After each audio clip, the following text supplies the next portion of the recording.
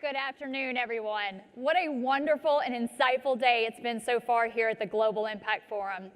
I am so pleased to be here today. It is my privilege to help launch an exciting new initiative here on our largest national stage. And with me is Joanna Price. Building on the playbook from our successful Heartland initiative, which you heard about earlier this morning, the USGLC launched a new and exciting effort in the South. Starting in Alabama, Florida, Georgia, Kentucky, North Carolina, South Carolina, can you tell where I'm from? Tennessee, and Virginia. The USGLC South Initiative, in partnership with the Coca-Cola Company, is designed to lift up the dialogue about how America's role in the world is so critical and why leading globally truly matters locally. Joanna, I'm really pleased to be here with you, and USGLC is so pleased to partner with Coca-Cola on this initiative. Helping deepen our work in the South, engaging communities, and lift up the case for why America cannot pull back from the world. Why was this such a natural fit for Coca-Cola? Great, thanks Dana, and good afternoon everybody, and thank you for the chance to be here. So I think where I'd start, Dana, is one of the key reasons for being with the USGLC actually intersects very closely with the Coca-Cola Company's mission, which is, to make the world a better place. And by that, by strengthening people in their market, people's lives, their local communities, and the planet overall. But also then, why the South? Well, for those of you who know Coca-Cola, we started as a single soda fountain beverage in Atlanta, Georgia in 1886. And so we've been a part of the South for generations. The other thing too for us is that from a US context point of view, the South is the fastest growing region in the US.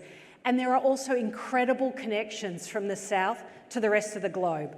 Whether you've got an amazing array of international companies that are headquartered in the South.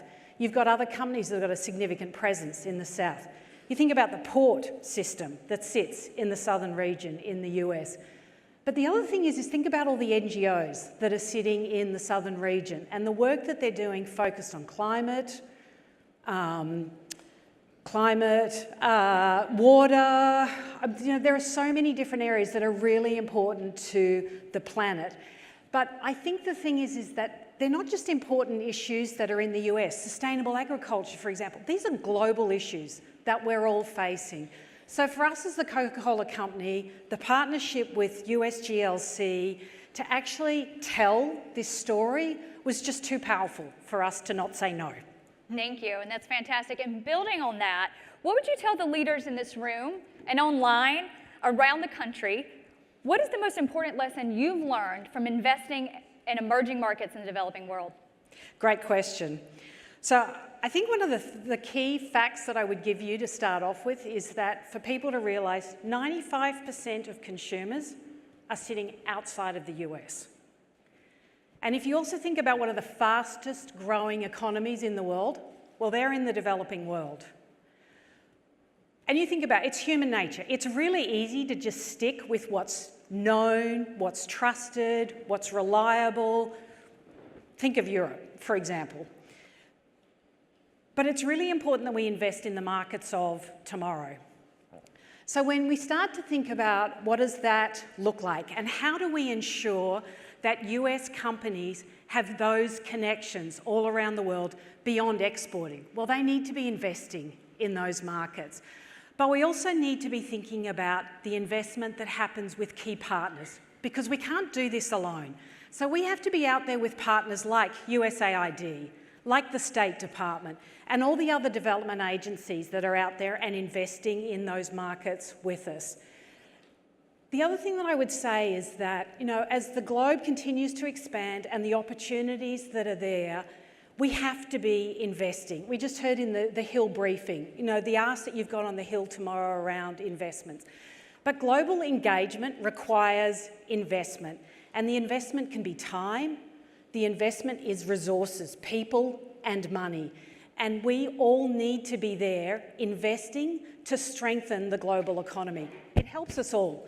This is not just the right thing to do, this is the smart thing to do, and we all benefit in our own way. Thank you, Joanna. And we know that Coca-Cola is a significant partner to USAID. The public-private partnerships you are embarking on are making a true impact around the world. Can you tell us quickly about one of those partnerships you're most proud of? I think one of the ones that I think is, every day when I read about it, warms right to the cockles of my heart, is our Last Mile project with USAID in Africa. And I think when a lot of people think about Last Mile, they kind of think, well, you can get a Coke anywhere in the world, so this is us putting medicines or whatever that looks like on our trucks from a distribution point of view. Well, it isn't. But it's actually a really smart initiative that we've partnered with USAID on, and it actually goes to the heart of what does the Coca-Cola company excel at? Well, we excel at distribution. So how do we partner with those organisations that are trying to get those medicines that last mile? What can we teach them from a distribution point of view, a stock rotation point of view, cold distribution, like all of those components from a logistics point of view? It is our absolute kind of core expertise, apart from making great tasting drinks. I will put that out there. But I love that project, and it really is about actually educating governments and others and medical people about how do you get that last mile with the vaccine that is going to do what it's meant to do. Thank you, Joanna. Thank you. Thank you so much for being here with us today, and thank you to the Coca-Cola Company for partnering with USGLC on our South Initiative. Ladies and gentlemen, please welcome to the stage USGLC Board Chair Steve Benjamin.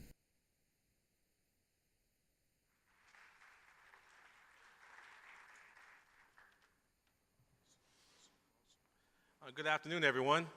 I'm a little call and response. I appreciate it. I feel like I'm in my Baptist church. I appreciate it.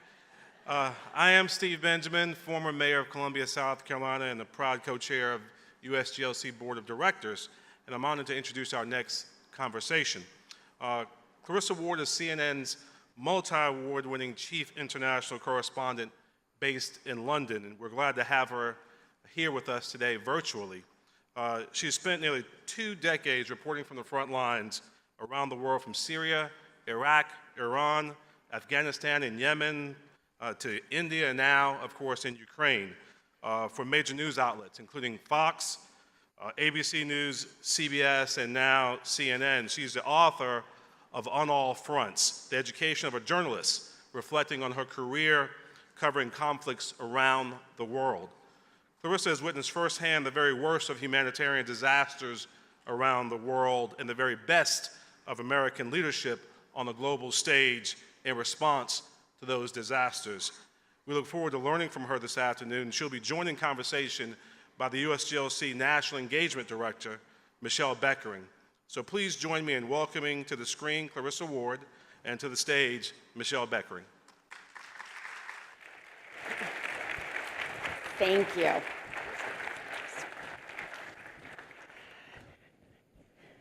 Great. Well, thank you so much, Mr. Chairman. And I have to tell you, it is so energizing being able to be in a room again with all of you. And Clarissa, what a privilege to be joined on this stage with you, this virtual stage. And I'm struck by the fact that truth is often the first consequence of war. And it's in those darkest moments of history, right? When war, when conflict, when insecurity force people to flee. It's at that very moment when we see journalists rushing in. And Clarissa, as a journalist, I'm often struck by the fact that the important work you do in shining that spotlight on the issues and in offering us the information and uncovering those hidden stories we otherwise would not see, how critical that is to us here, to the mission of our coalition and to the work of our members. And as CNN's chief international correspondent, let's be candid, you've seen it all, you've covered it all. If we look back over your storied history and your career, starting with Afghanistan, Iraq, through Ukraine, I'm curious, as you look back from your perspective, the world today in 2022, how is it different than the world when you started your career? Well, first of all, Michelle, thank you so much for that kind introduction. And hello, everyone. It's so nice to be with you. I wish very much that I could be with you in person. But sadly, my schedule wouldn't allow it because I have a couple of work trips coming up in the next days. The world has changed enormously in the time that I've been a journalist. I became a journalist because of 9/11. I watched the towers coming down, and I understood in that moment that I needed to somehow be more engaged with what was going on in the world. I needed to better understand what was happening. And I felt this fundamental drive to essentially try to get to the root of this miscommunication and misunderstanding that I saw as being at least partially responsible for clashes between cultures and ideologies that had culminated in this horrendous attack on the World Trade Center. So that's where I started the job. And really the focus in the beginning was very much about the threat of radical Islamist terrorist groups, which were, in operation in a number of countries around the world. If we look now at what the big threats are, they've definitely changed somewhat. And I actually had studied Russian in my senior year of college. And then I remember when I graduated thinking, oh, well, I'm not sure why I bothered to study Russian because that's not a major conflict and that's not a big story. And I wish I'd studied Arabic as well. And anyway, I went on to study Arabic, but little did I know at that time that my Russian would actually become a very crucial tool for the kind of reportage that I have been doing most recently, particularly in Ukraine. And what we're looking at now is a different kind of global threat, but with the invasion of Ukraine and the kind of ripple effect that we have seen across the world, liberal democracies are once again finding themselves in a moment where they're looking to the US for global leadership. They're looking for that unity and a kind of plan of action to work together to act as a bulwark against authoritarianism. So the threats have changed, but some of the dynamics are still very much similar. Well, and I want to pull that thread a little bit, because to your point, while it seems like there's an ever number of increasing conflicts around the world, in some ways, the themes of insecurity, the drivers are the same, but times are different. And you've spent a lot of time this year in Ukraine. And at times, literally, we have seen you running for your life along that with your crew as you've covered these events. Can I ask you to dig a little bit deeper into Ukraine and the conflict there and maybe share with us what has surprised you? Has anything surprised you not only about, let's say, the conflict going on, but also the American and global response to the conflict? So I think the first thing that surprised me, honestly, was that the invasion happened. Because despite the US saying over and over again, the White House, this was coming also from the State Department, it was coming from the intelligence services, that they believed an invasion was imminent. For those of us who were on the ground in Kyiv and talking to Ukraine's leadership, and for those of us who lived in Russia and knew that story well, none of us really believed that it was going to happen because it didn't seem to make clear sense for President Putin why he would embark on such a gamble, on such folly, and with such devastating consequences when there wasn't a clear exit strategy for him, and certainly wasn't a clear victory strategy. So that was the first surprise, was that it actually happened. And I think a lot of us were very humbled when it happened. The second surprise, honestly, was just how quickly the US, along with NATO allies, kind of responded in lockstep, even before the invasion had begun. Once President Putin came forward in this speech and said that he recognized these two breakaway republics in eastern Ukraine known as the Donbass region as being independent, Germany came out the next day and said that Nord Stream, this hugely, hugely valuable gas deal, pipeline deal with Russia, was dead in the water. And again, I think that we had heard a lot of talk about how NATO would be resolute, how they would act in lockstep, how they would act in unison, but there had been a huge amount of skepticism that they would be able to pull it off. And Germany reacting in such a strong way so quickly when they are really very dependent on Russian energy was an indicator that this was a moment where these liberal democracies felt that they were genuinely going to make the effort to come together. The question becomes, I think, going forward is how long can that sort of unity continue to exist with all the pressure facing particularly European countries with high inflation, food prices rising, gas prices rising. There's, been some concerns that in the winter it's going to become particularly challenging to ensure that people still have heat, and so on and so forth. Whereas the Russian mentality is such that they have a much higher pain threshold, if you will. And so I think the thing watching closely going forward, despite the extraordinary solidarity and grit and determination that we have seen from the Ukrainian people, who have galvanized together in a way that I really have very rarely seen in any other conflict zone, it is still going to be very challenging, not just for Ukraine, but for its allies in the form of the US and NATO partners to last as long as Russia is potentially willing to draw this out. So it's a critical moment, I think, to take stock and to try to solidify what the critical objectives are ahead. Well, if I may build on that, and to your point, I think one of the things we've also noticed as a coalition, that when you look at public opinion polling, there has been a high amount of interest and support here in the United States, as well as globally, for supporting Ukrainians and the conflict. But let me ask you this. As in all things, and especially the longer a conflict goes on, there is a danger of losing public attention, almost, if you will, a fatigue, where news becomes almost white noise. How, as a journalist, right, how is a coalition devoted to keeping global issues top and center of American discourse? How do we work to ensure that Ukraine just doesn't become yesterday's news? It's a really good question, Michelle, and it's something, honestly, that I think all of us struggle with as journalists, no matter what conflict we're covering. But I think that, you have to meet the challenge, and you have to understand, okay, fatigue maybe sets in when people have seen a lot of stories that look very similar. How can I make this story look different? How can I find a different angle? So for me right now, having done a lot of the frontline stuff, both in Kiev when that was under threat, and also in Donbass, I am now really focused on some of the other pieces of the puzzle. So food insecurity, those wheat exports being blocked, what are the ripple effects of that? What other countries, and particularly developing countries, are really under threat as a result of that blockade?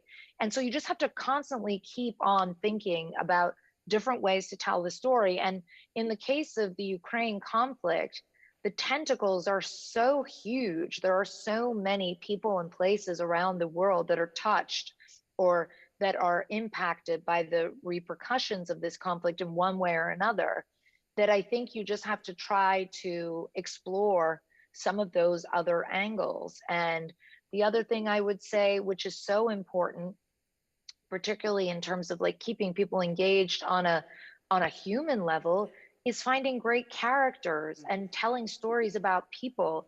These are human beings who are in some of their darkest and most desperate hours, but who are also exhibiting extraordinary courage and great strength. And this is the stuff that Hollywood movies is made of, right? We don't need to watch Hollywood for it.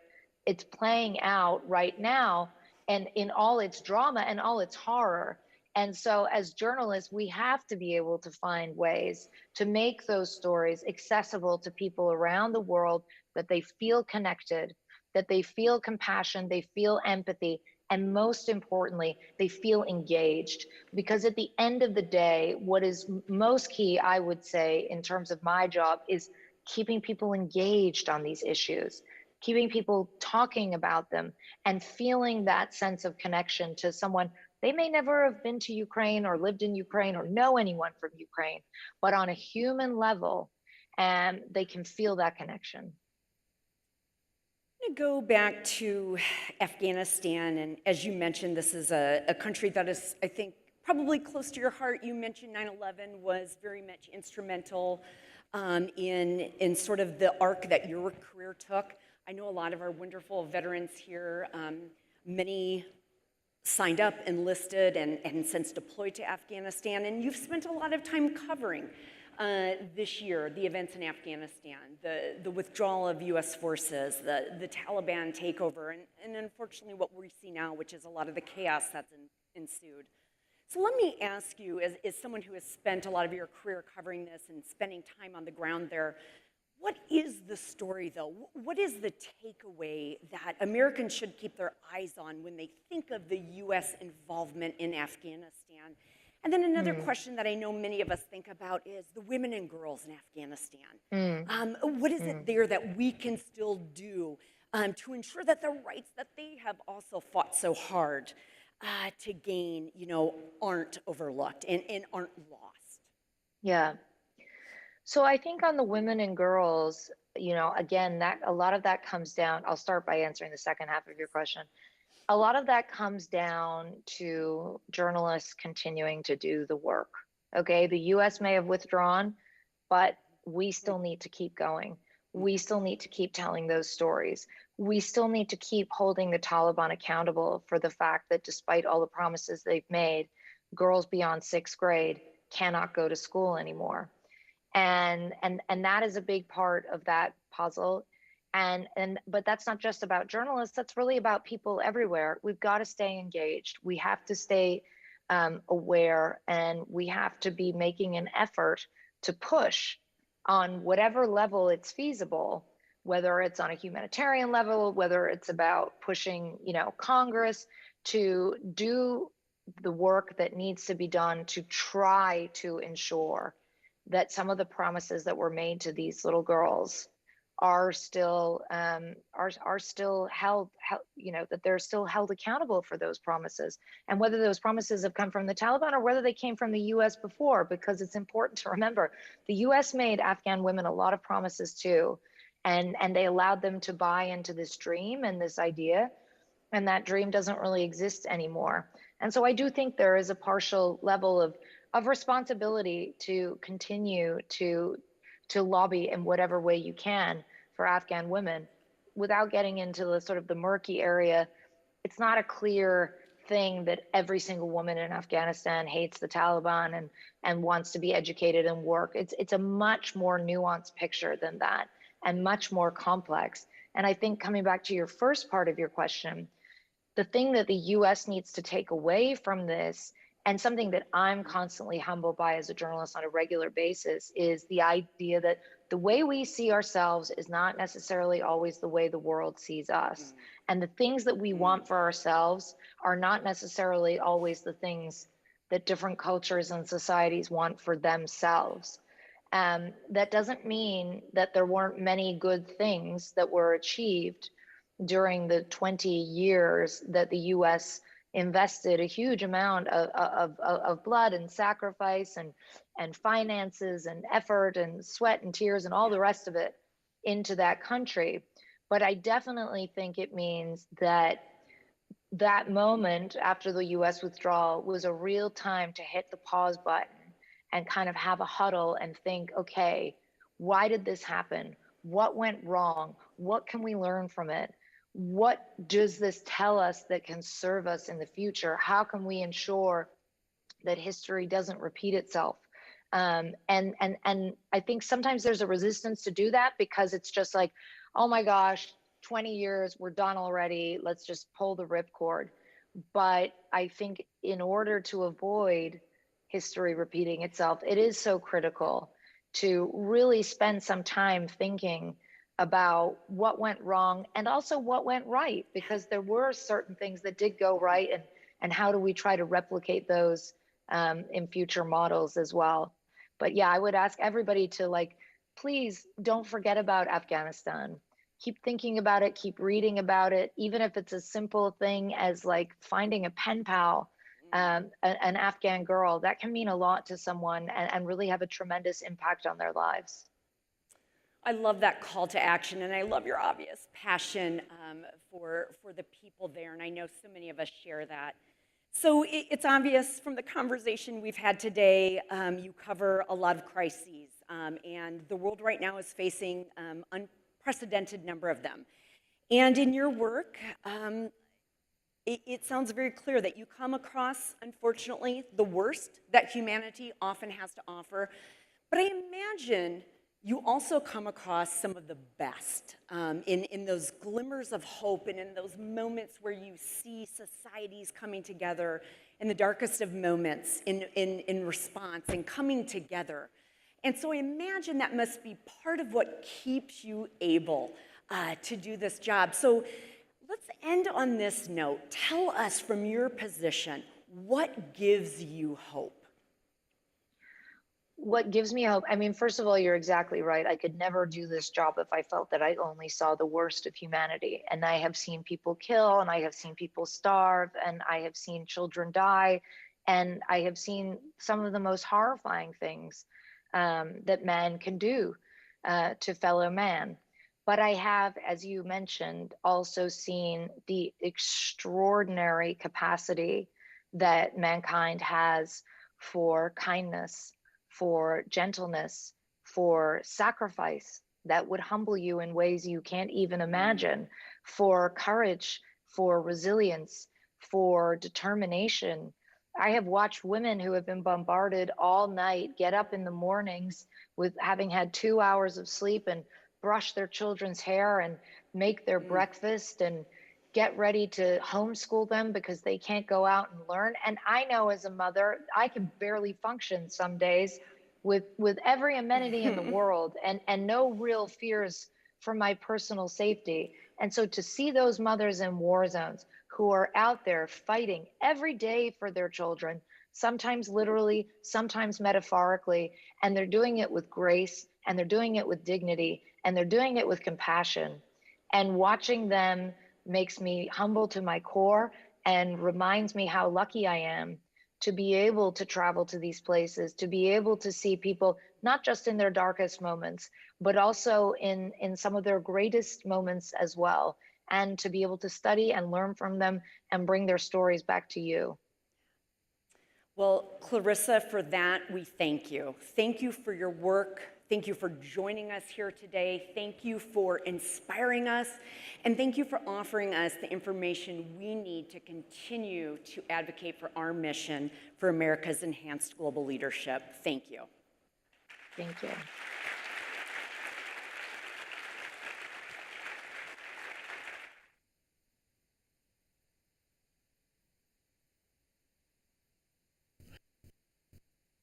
Ladies and gentlemen, please welcome to the stage USGLC member Michelle Grogg.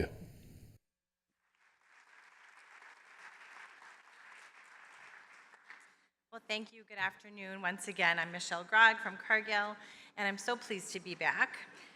We have a really exciting closing conversation, so I'm excited to be here to help introduce that. Throughout the day, we have discussed many of the global challenges facing us around the world and our communities here at home.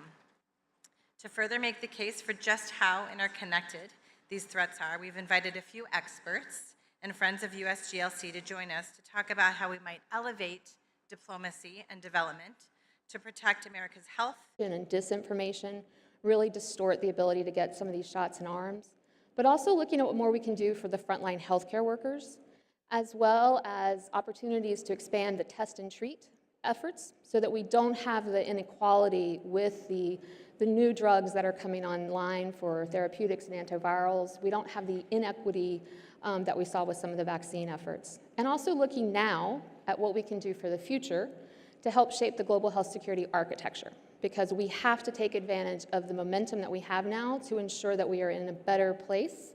God forbid should this ever happen again at such a global scale. Well, speaking of momentum, this has really been a whole of government approach.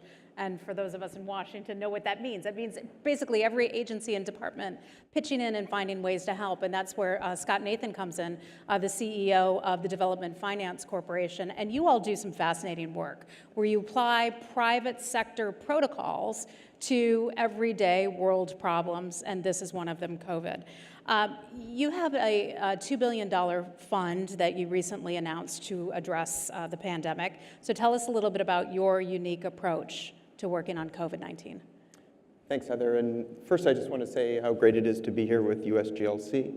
USGLC is an important partner of the DFC. We're the development finance institution of the United States. And as you said, the COVID-19 pandemic was really a pivotal moment for us.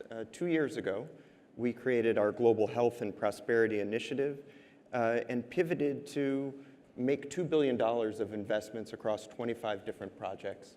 A lot of that was in distributed vaccine manufacturing, whether that's in Senegal, South Africa, India, or supporting the distribution of vaccines around the world by providing $383 million of insurance to Gavi for a facility that they used to distribute vaccines, or a $1 billion revolver facility that we recently announced to support Gavi in their efforts to raise money from donor countries to pre-purchase vaccines. We're talking about 160 million doses. And for those here who may not know what Gavi is, could you just Gavi is the Vaccine Alliance. It was an initiative originally created by USAID and is a critical component of the global health architecture.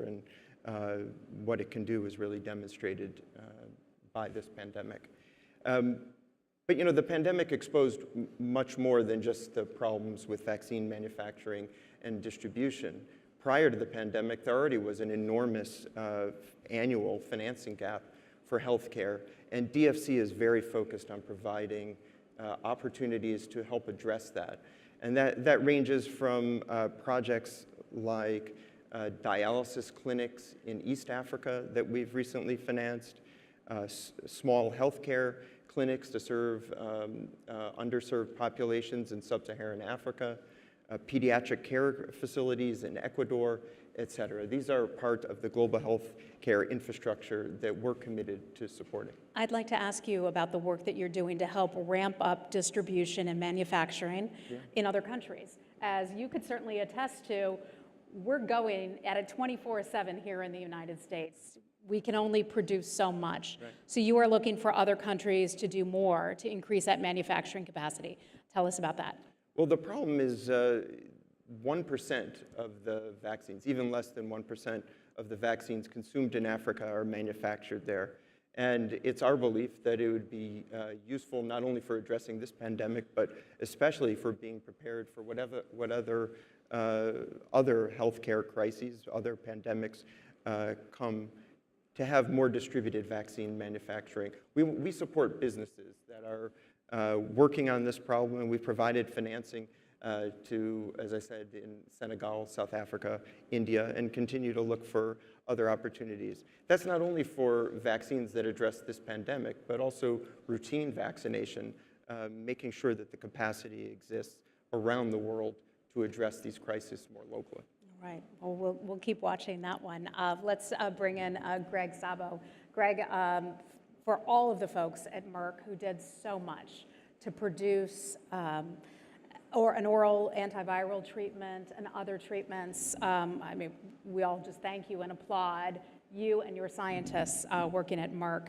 Expanding that vaccine production globally, you must be so proud to hear about these programs in India and elsewhere. Your efforts, however, did not start with COVID-19. I recall when I was at the State Department in 2018, one of the big concerns was Ebola.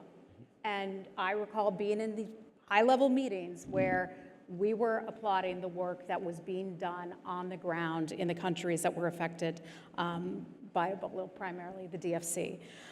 So as you work to combat COVID-19, what kind of response are you looking at now?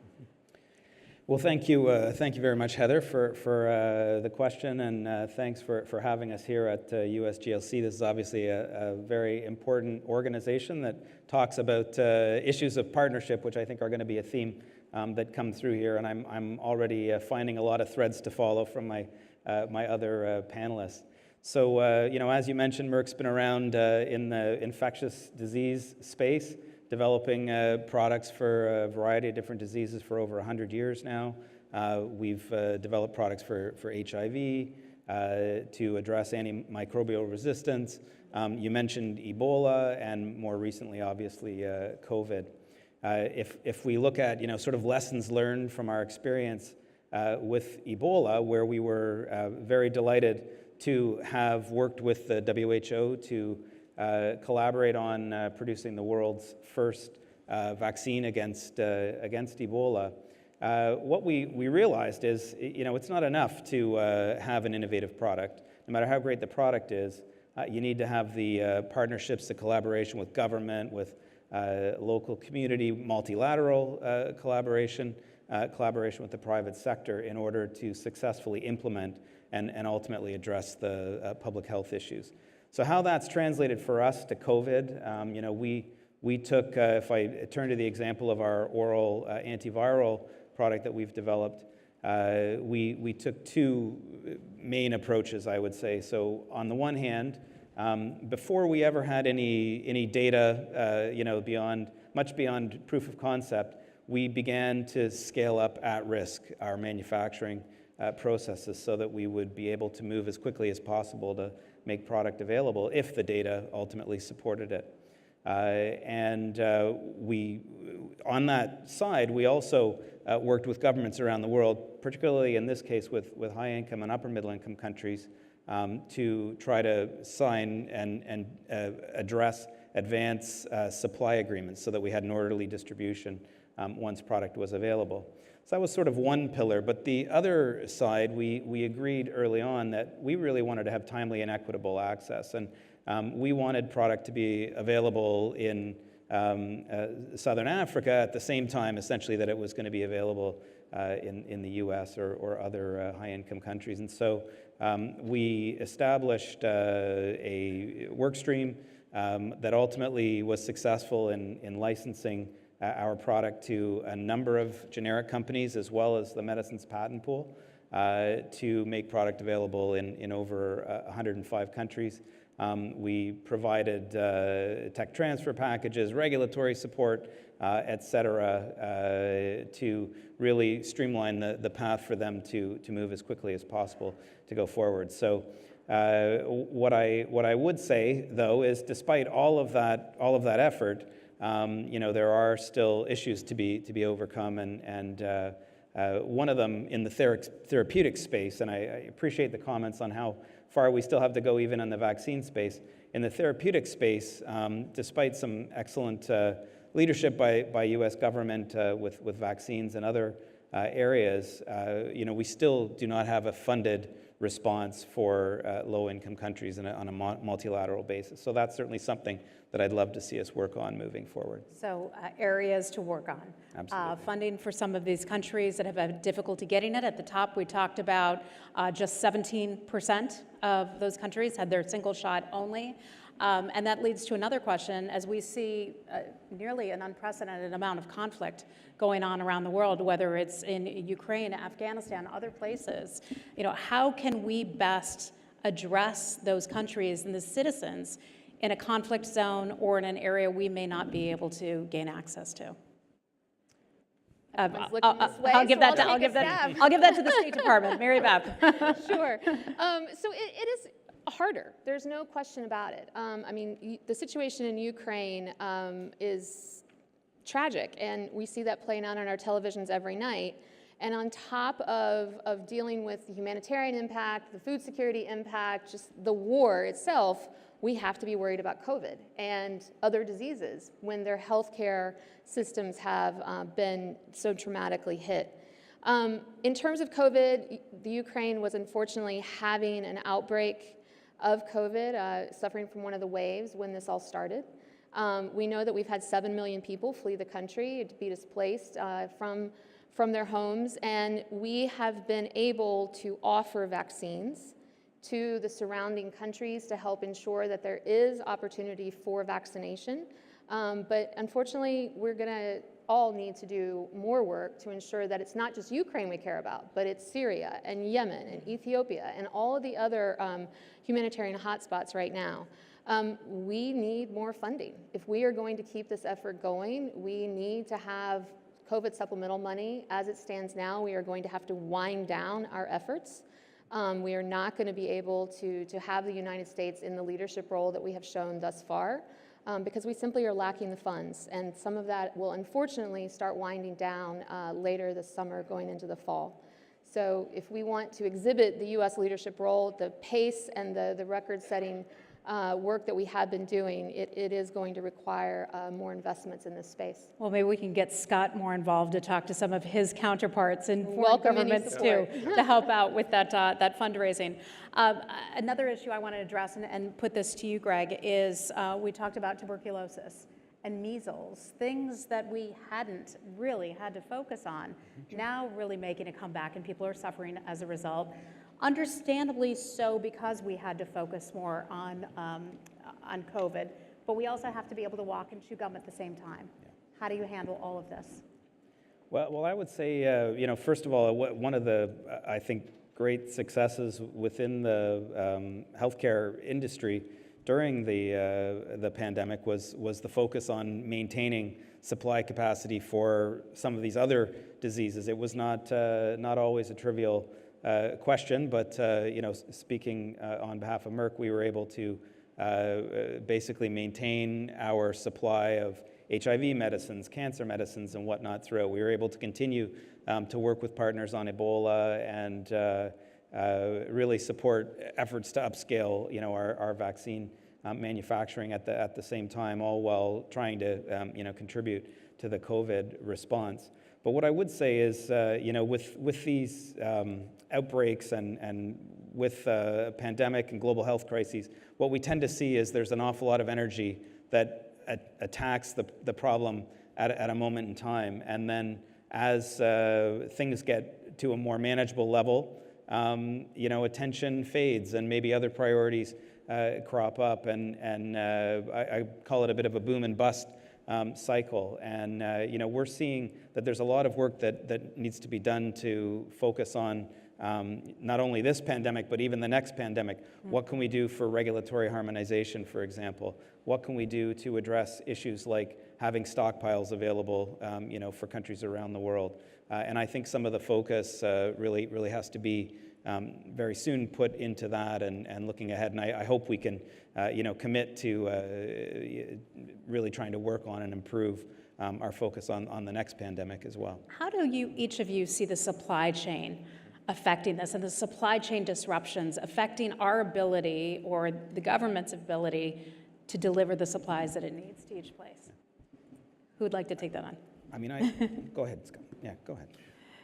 Well, I think it's incredibly important that we continue to build the infrastructure overall. I mean, as Greg said, not just be looking for an immediate response, as important as that is, but making sure to build the global healthcare infrastructure. And I think, like I was saying earlier, having it more distributed, being more local, being adequately financed, and really thinking for the long term. So that's why we're looking at healthcare opportunities broadly to support in the developing world beyond just vaccine response. I would just maybe add very briefly that we looked at this as a kind of a global problem from the beginning. Our own supply chain, we built in 17 different internal and external sites across 9 countries, 3 different continents.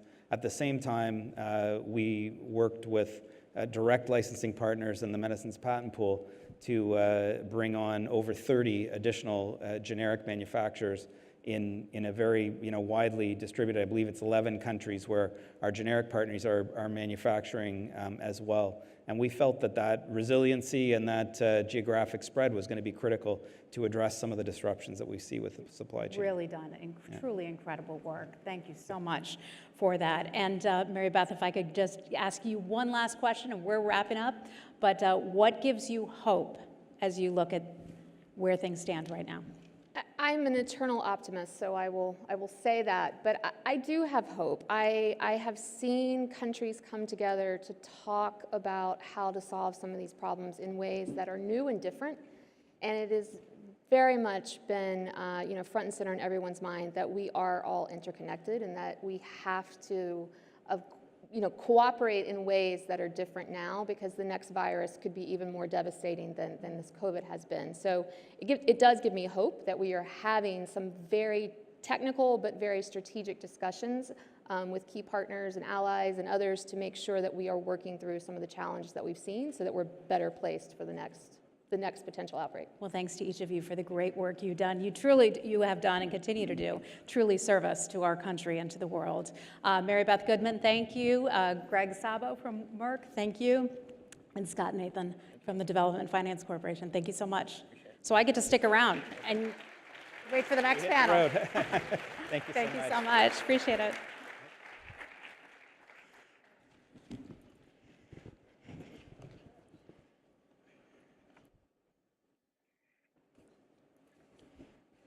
Come on up, David Urban. All right. I'm sure I sit some down of you here? know, you can sit right here next to me. Okay. Let's shift gears now to talk a little bit about Ukraine and Russia. And we have one of our guests, Ambassador, joining us by video. I think you should be able to see her momentarily. Apologies, I can see Ambassador Jenkins here. You cannot just yet. Let's talk a little bit about Ukraine and Russia. And we have seen just an unprecedented number of horrible situations that we've had to confront over the past several years between COVID, as we just talked about, and then Russia's war of choice on Ukraine. When I was at the State Department, this was something we watched very closely as Russia crept closer and closer and wanted the Donbass, obviously had taken parts of South Ossetia years before. And where does that end? So Ambassador, I'd like to welcome you, and then David Urban, who spent years on the Hill working for Senator Arlen Specter. You advise political folks at the highest level, and he's also a colleague of mine at Barbara Griffith and Rogers, so thank you. The world has changed so much over the past 2 years. The good news is that the world has really come together, led by an incredible diplomatic response. Bipartisan leaders on Capitol Hill have provided the financing necessary to help our friends in Ukraine and help them try to protect their sovereignty. It's not just the diplomatic mission that we've led, but we've also supplied much necessary equipment to their military.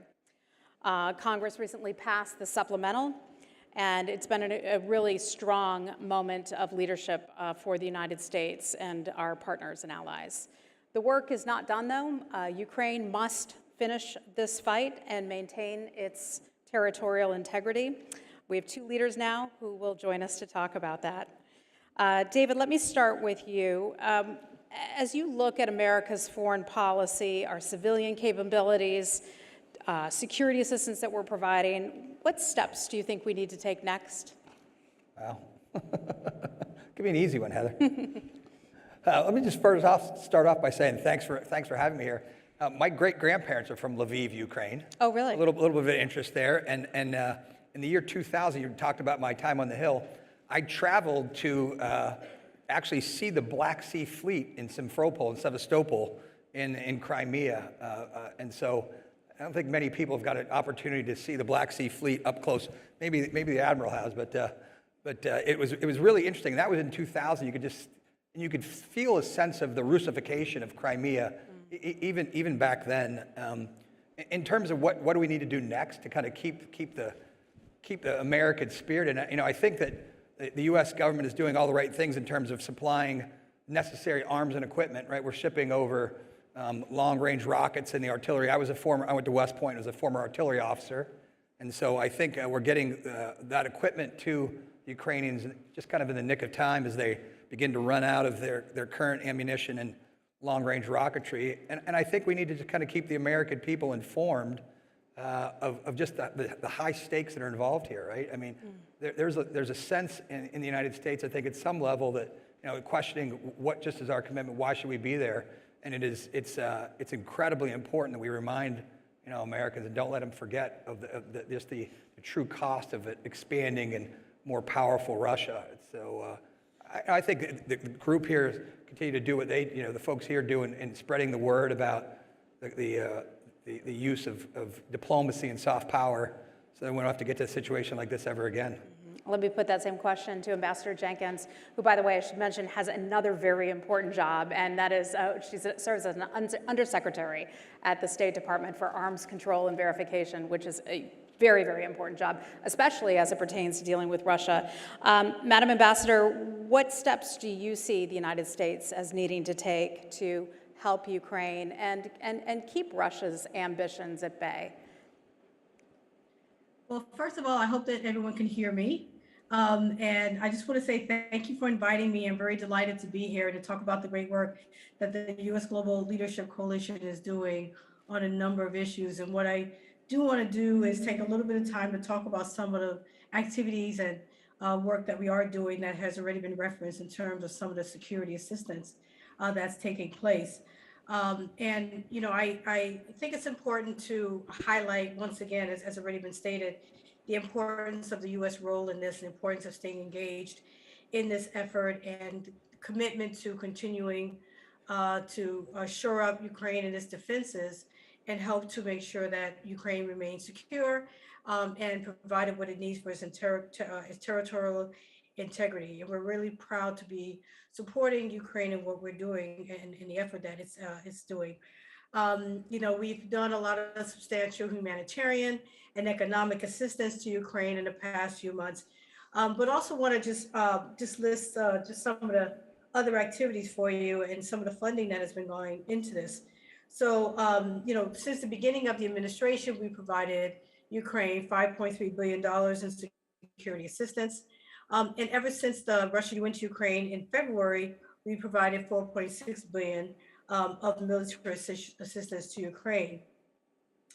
We continue to do everything we can to expedite the authorizations to allow equipment to go into Ukraine. In fact, we have made faster our ability to authorize retransfers to Ukraine from some of our partners who have U.S. military equipment. These are called retransfers. We're able to assist them in providing some of that equipment to Ukraine. Over 17 countries have been doing that and retransferring equipment to Ukraine, and this number is growing as countries continue to recognize the need that Ukraine has for its own defense. I'll also reference the work that we're doing based on an unprecedented number of presidential drawdown authorities that have taken place. This has happened 11 times, and this provides us with the ability and the funding to continue to provide military equipment to Ukraine for a number of military capabilities that they have. So nearly 40 countries have really joined the U.S. in this effort to provide assistance to Ukraine and security assistance to Ukraine. And the security assistance is taking place every single day, and we continue to expedite the shipments. And I'm sure you're hearing a lot about that in the news. We are also really proud of the bravery and the courage that we're seeing in Ukraine. And we're seeing how they're using this equipment to really defend themselves. That's such a good point, Ambassador, about the bravery that we see, not just from President Zelensky, but from the Ukrainian people. And I wonder how, as we look at America's unprecedented response and support of the Ukrainian people, let me turn to David for just 1 second and ask why you think this is striking such an accord with Americans. You know, what's the famous line? All it takes for evil to flourish is good people to do nothing, right? And so you see the Ukrainian people saying, we're not going to cede the Donbass, we're not going to cede Crimea, we're going to fight to the end. We're not going to just lay down. And I think Americans identify with that. I think people, the average person, loves that those folks are going to fight for their country, and it's something that you got to identify with. I mean, it's kind of cheesy, but everybody in this room remembers the movie Red Dawn. Remember this movie, like in the 80s movie Red Dawn? And I think people like harken back to that, and they say, would you fight for your homeland? Of course you would. Yes. And they see Ukrainians picking up arms. And I think the Ukrainians did an incredible job on social media. They have done, whether it's Instagram or TikTok or Facebook, you can't look at social media without being inspired. There's some inspirational clip of Ukrainians fighting against the Russians in some field or with a javelin or a stinger. And they've done an incredible job of capturing everybody's imagination from the president on down. Yeah, let's switch a little bit from these hard weapons that we're talking about in diplomacy to another issue that's of great interest to corporations, but also to our government and foreign governments as well. And that is the evolving global threat. And primarily that's cyber, right? A lot of people are concerned about that as we see more cyber attacks, unprecedented number leading up to the invasion of Ukraine, and then after that, and then you have ransomware attacks as well. Ambassador, could you just talk a little bit about what steps the United States is taking to support our foreign allies and our partners in protecting themselves against cyber threats? Yes, thanks. I mean, as you know, cyber threats are a real concern, and we've seen the increase in them even before Russia went into Ukraine, and so that continues to be a concern of ours. We are starting to develop some new mechanisms to work with countries and to help them to identify cyber threats. We're also helping them to figure out ways to recover from these threats as well. We've enhanced ways in which we can work with Ukraine on their digital connectivity. We've actually been able to provide satellite phones and data terminals to a number of Ukrainians, a number of service providers and media as well, providing them with this kind of equipment. And so we've been able to do some, even before Russia went into Ukraine, we've been able to do what we call some cyber hygiene trainings to individuals in Ukraine to help with their critical infrastructure there. And so this is part of what we're doing to really fortify them to deal with cyber threats and cyber in the future. And this also is in line with the work that the Secretary Blinken has announced by establishing a new cyber bureau at State Department.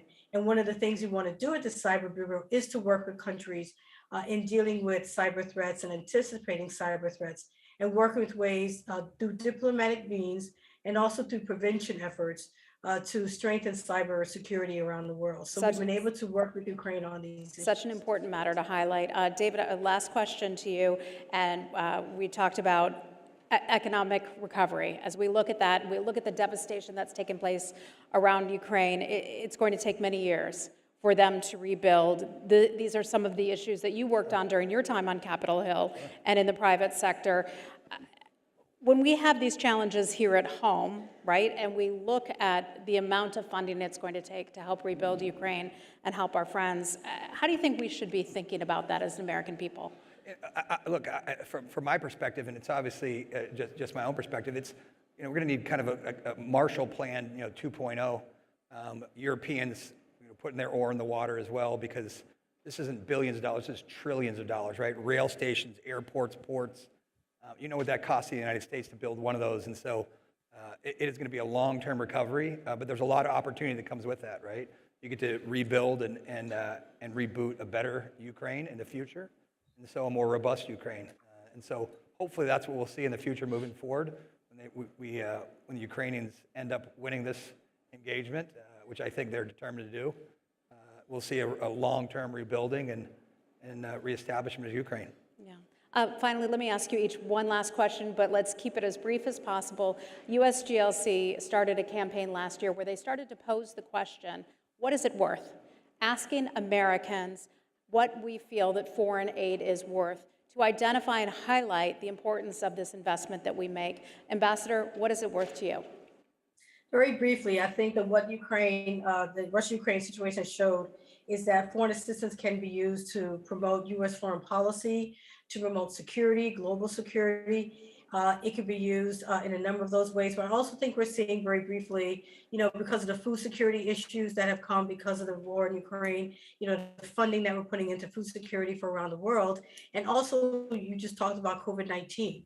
So I think for me, I see how foreign assistance really does achieve a lot of goals that helping others and helping ourselves. And I think it's good to educate people so they understand that it's more than just giving money. It's helping them and helping us as well. Certainly. And David, what is U.S. foreign aid worth to you? Yeah, well, it's worth what, what's the cost of a human life, a U.S. life, right? So people in America lament every time there's a flag draped casket that comes home to Dover.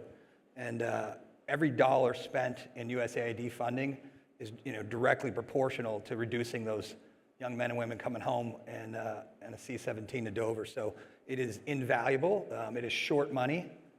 The U.S. spends a very, very tiny fraction of its budget on USAID. And if the average American really understood that, or on foreign funding in general. Well, that's what I mean. Yeah. Just in foreign funding in general. My former boss used to be the chairman of the committee and was a big proponent of it. So it's short money, and Americans should really, if they were educated more and on the real benefits and just didn't pay attention to cable news, they would be, they'd wholeheartedly welcome it, because it really is short money in terms of our global security. Well, I have an idea. Let's send Ambassador Jenkins and you, David Urban, out to tell that story around the United States. Happy to do it. Thank you to both of you. Ambassador joining us overseas. Thank you, ma'am. Be safe. Thank you. Well. Thanks for inviting me. David, thanks. We'll see you soon. Okay, bye-bye.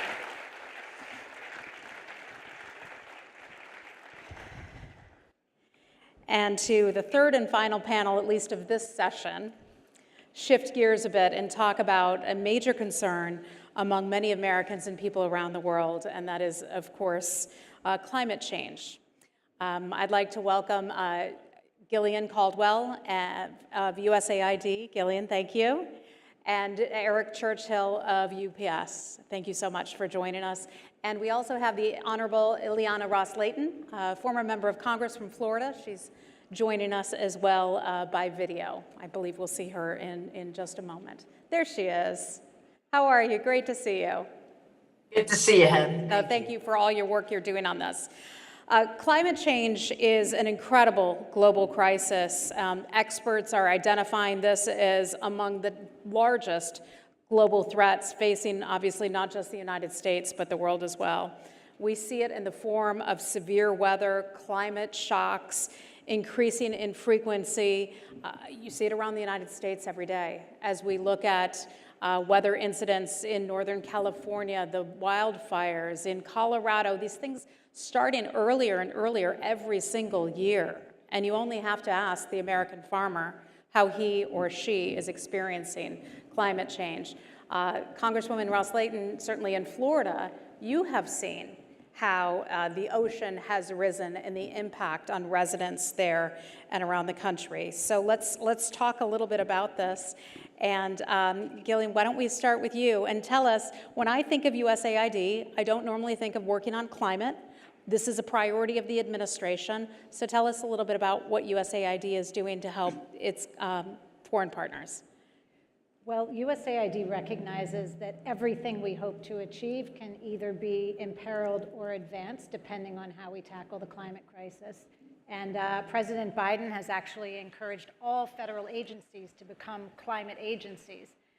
He doesn't mean that they're going to stop doing the important work they're doing. What he means is that we have got to retool our programming in ways that are climate smart and to maximize the benefit of the support we're providing. So we just launched a very ambitious climate strategy on Earth Day, April 22nd, that will take us through 2030 with the goal to reduce carbon emissions by 6 billion tons. That's the equivalent of all US emissions in a given year.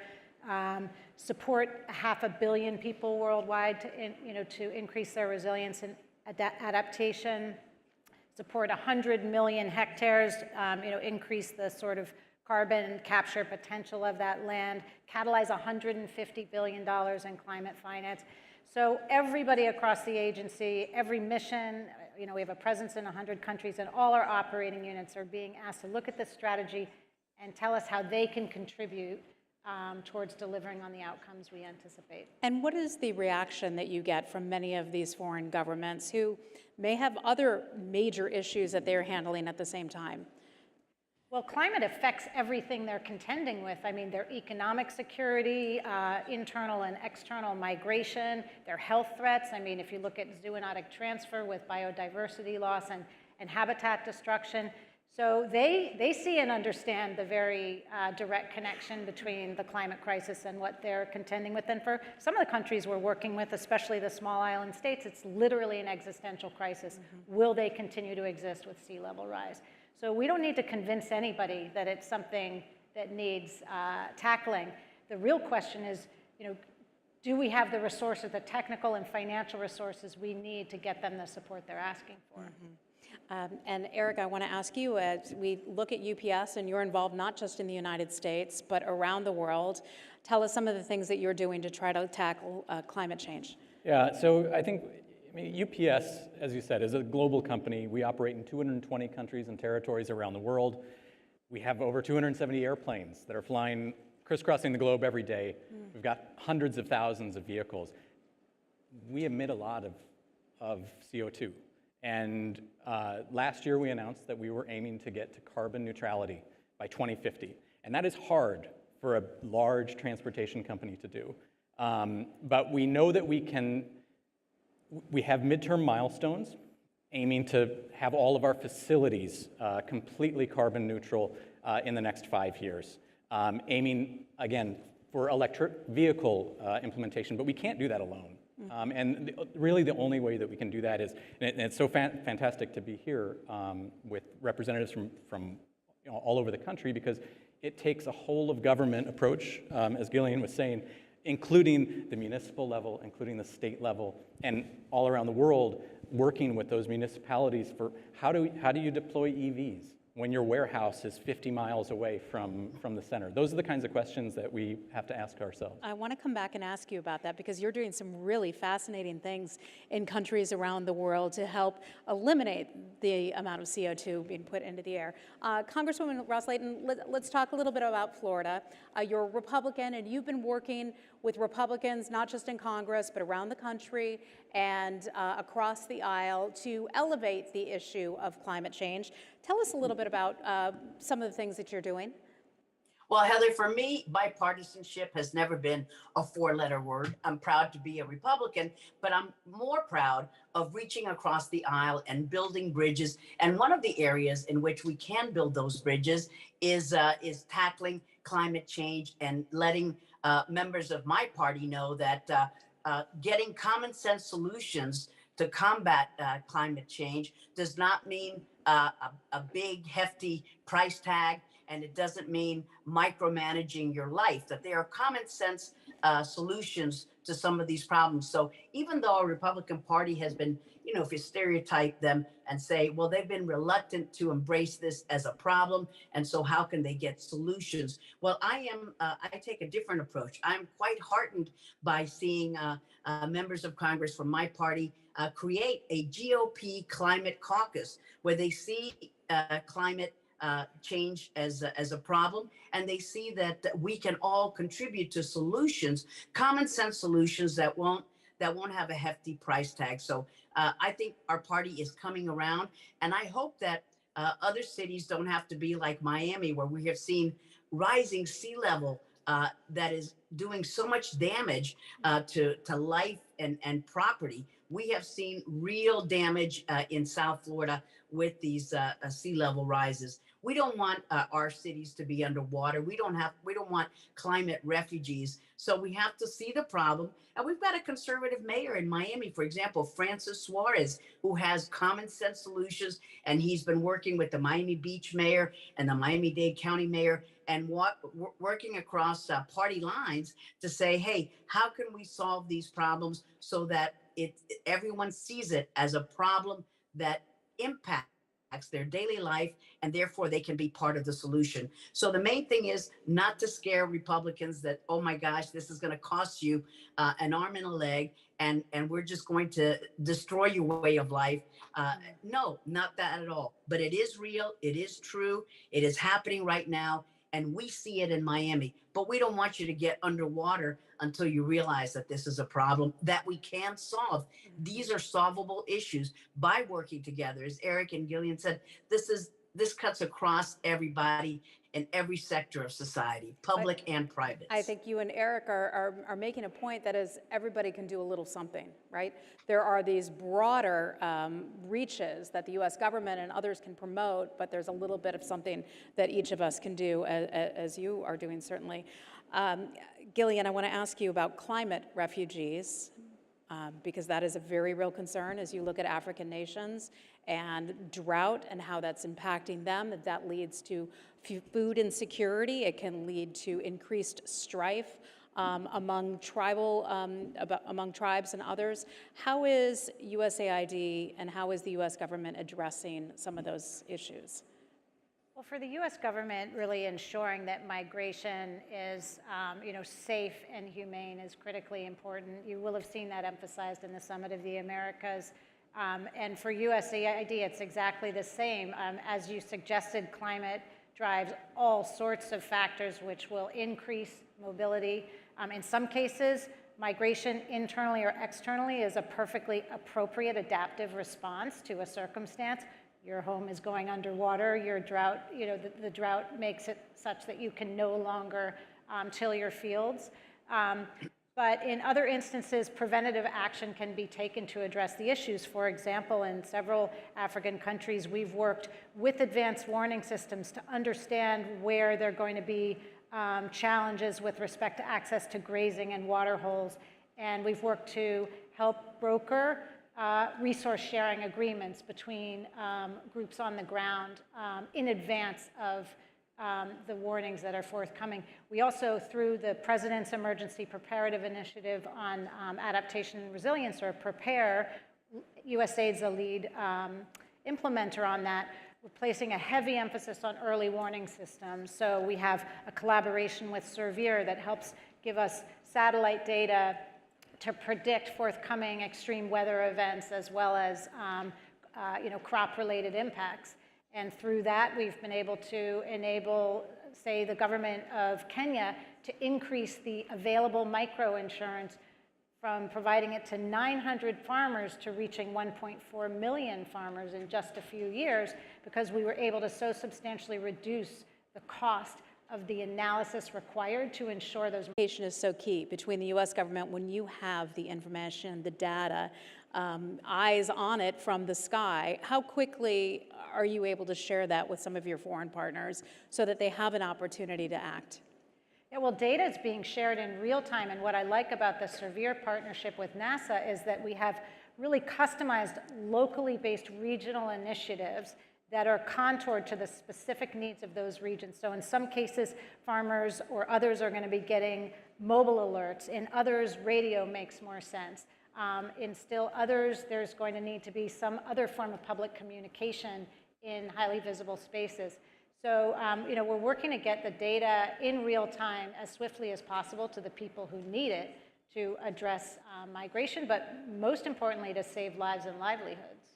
And speaking of initiatives, one of your initiatives at UPS involves using drones to deliver packages in some areas to help reduce the reduce the amount of carbon monoxide. Tell us a little bit about where you're doing that and how that's working. I mean, it's a great story, and it kind of points to the other side of what Gillian was mentioning about, I mean, with USAID being so strategic, we also have to remember to be opportunistic.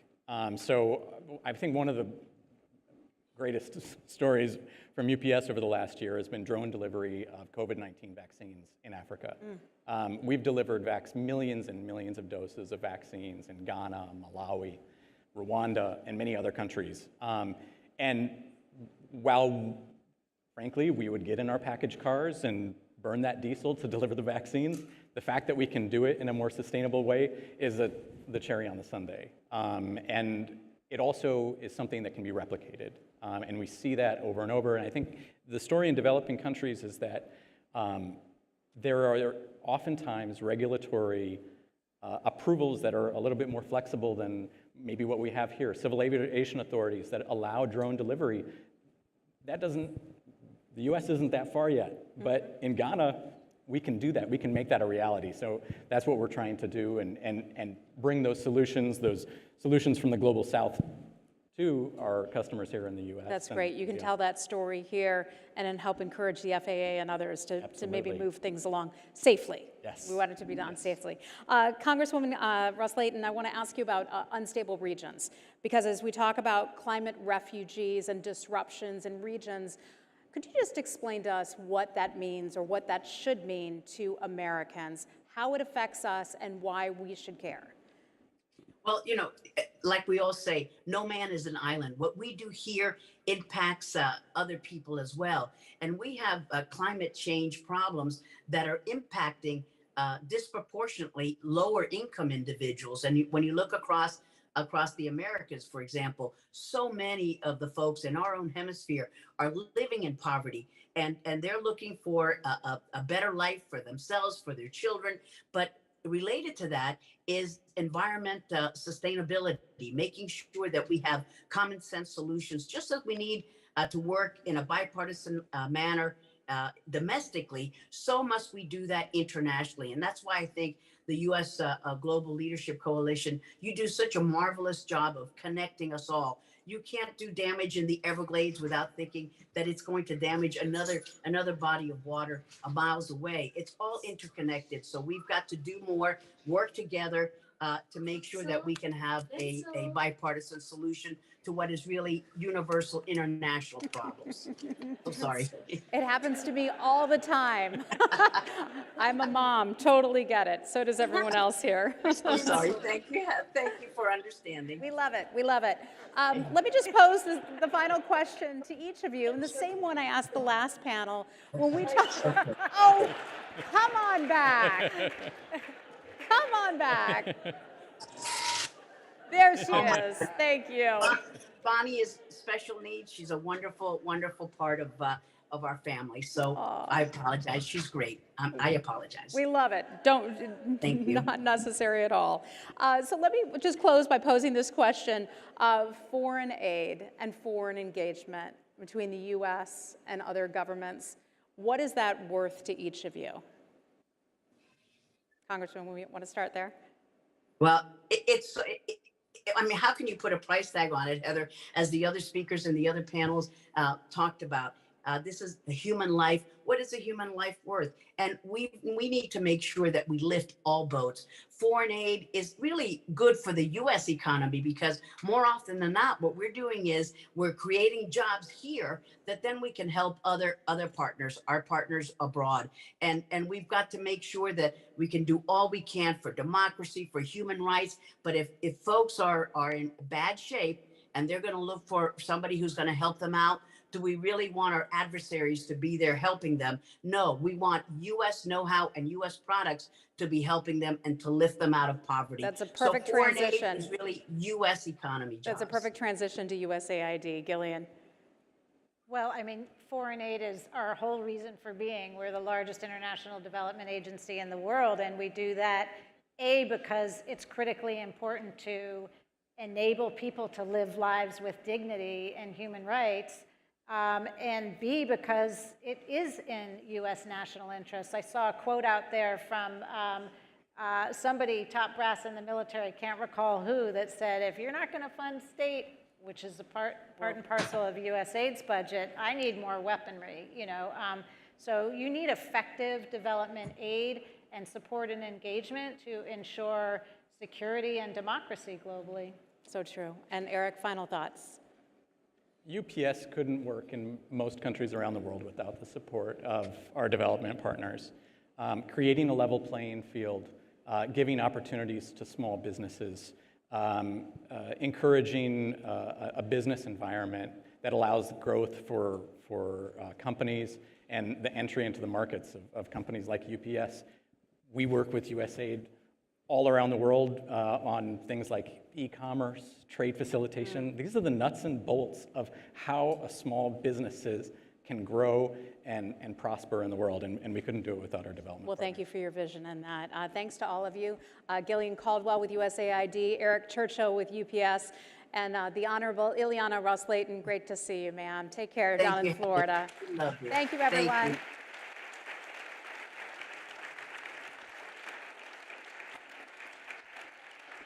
You're all set. Thank you. Thank you.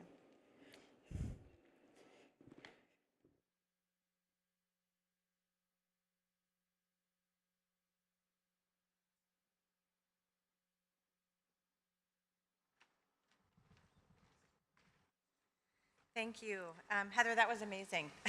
Thank you for guiding such an incredible discussion of the global challenges and opportunities, and for covering so much ground in such a short amount of time with a number of very distinguished experts. That was incredible.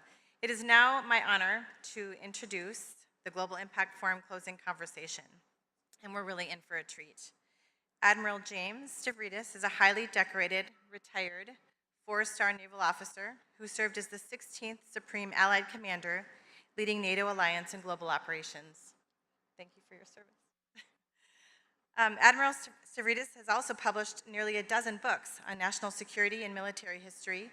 He can often be seen as a talking head on shows like Morning Joe, and he's considered a preeminent voice on America's role in the world.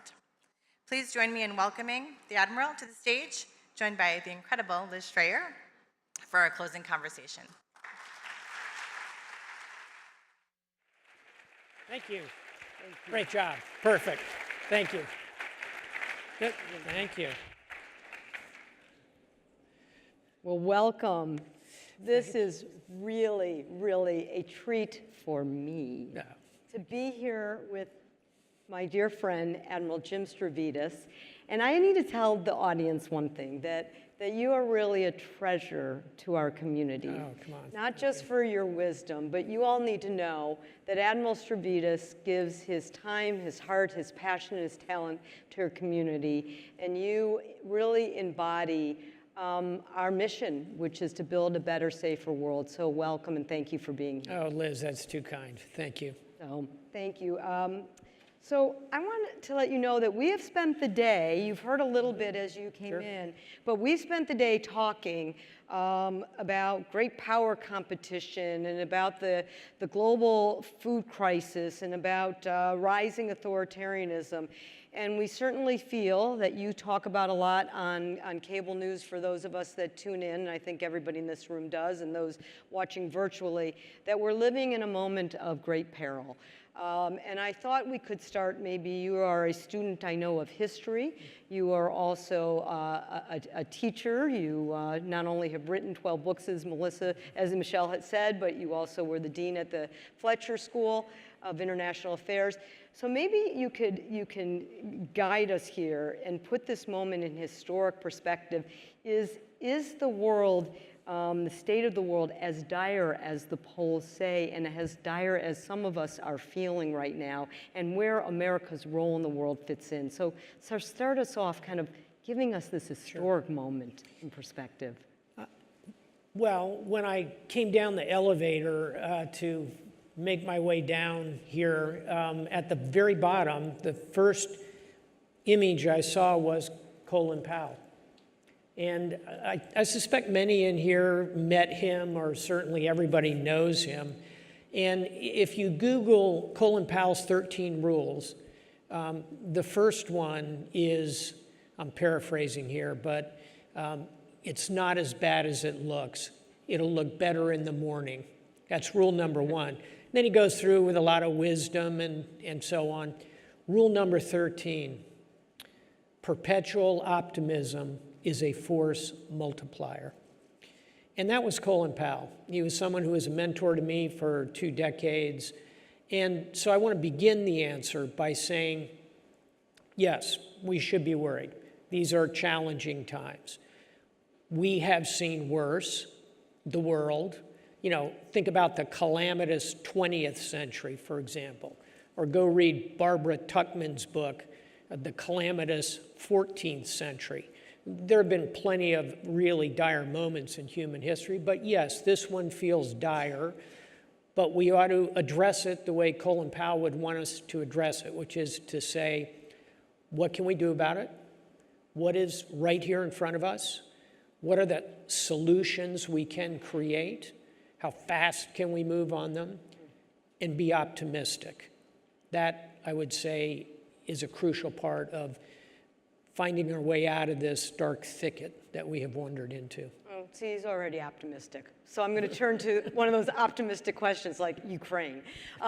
Because I want to get your take. I mean, here you are, your last post in the military was as the Supreme Allied Commander of Nato. He spent 4 years as it. So we're with an expert, and I'm going to ask the expert a two-part question on what's happening here. I want to get your perspective on Putin's war in Ukraine and the resilience of NATO. So let me maybe start with NATO and get your sense, because Putin may have been surprised at the resilience of NATO. I want to know what you think, but I'm interested in how you see the resilience of NATO, how you see, and whether or not it's going to hold, because there's been a lot written and a lot talked about, is as the pressure grows, particularly on oil and energy sanctions, will it hold? So were you surprised?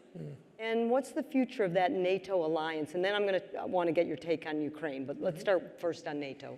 Yeah, can we kind of do the numbers for a minute? Because I think many Americans have this sort of vague view that, you know, NATO and Russia are kind of equal militarily.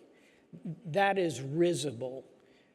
NATO, just again, do the numbers. NATO's defense budget is $900 billion. Russia's defense budget is $70 billion. NATO has 3 million highly trained, blooded troops under its command, active duty, 4 million reserves. Russia has about 1 million all in. NATO has 24,000 frontline combat aircraft. Russia has 5,000 perhaps. I could go on and on. You get the idea. So point one, Liz, NATO is capable, experienced in combat, and has a great deal of capability. Now, NATO's weakness, of course, is it's a bicycle with 28, now 30 people pedaling it.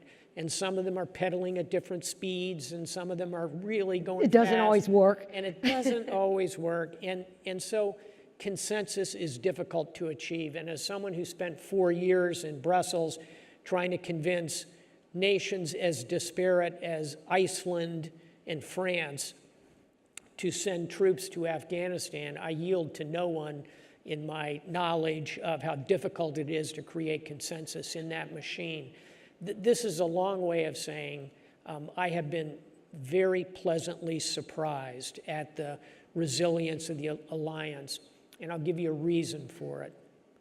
The reason is when Russian tanks roll west, it rattles old ghosts in Europe. The elders in Europe remember the Red Army sweeping across what became the Warsaw Pact and raping its way across Germany at the end of World War II. Elders remember 1956 in Budapest, Russian tanks. Elders remember 1968 in Prague, crushing the Prague Spring. When Russian tanks start rolling west, those ghosts emerge. That's why Germany has effectively doubled its defense budget. Germany's budget this year is larger than Russia's defense budget.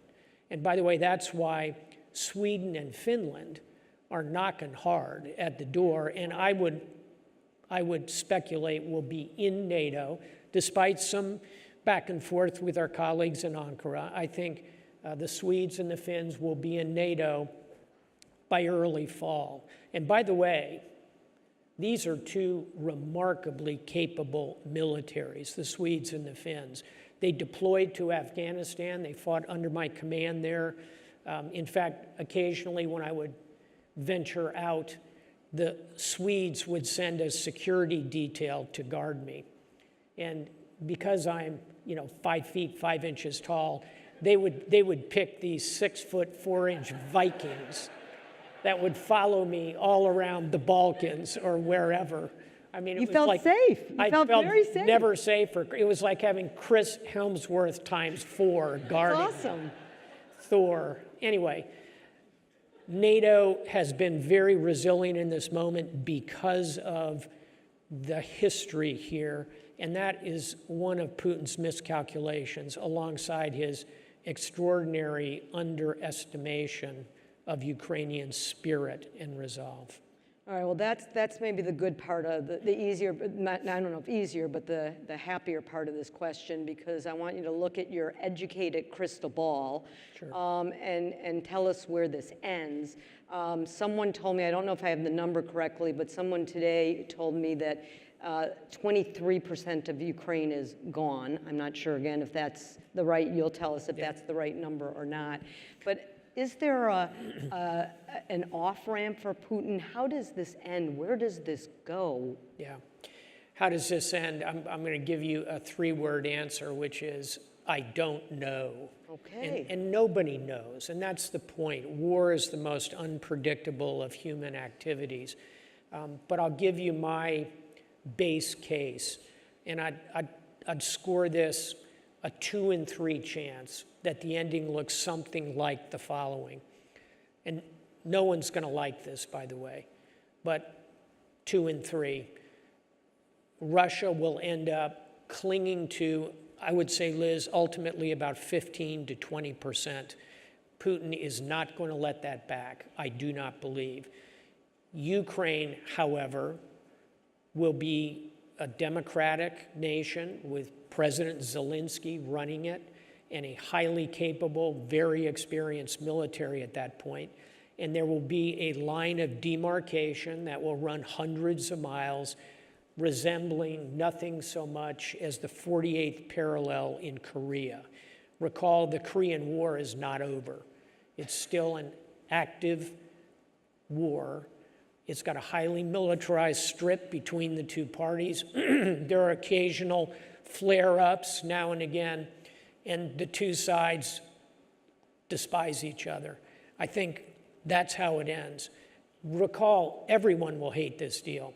Putin, despite the fact that he will claim victory, he will hate this because his objective was to conquer the entire country. It's a failure, and his military has been broken on the wheel of Ukraine. Zelensky and the Ukrainians will hate this, understandably, since they'll, to get the peace, may have to surrender some portion of their territory to Russian suzerainty. And the West will hate this because to get that deal, we're probably going to have to reduce some of these sanctions. As I say, everyone will hate this deal. When will we get to this deal?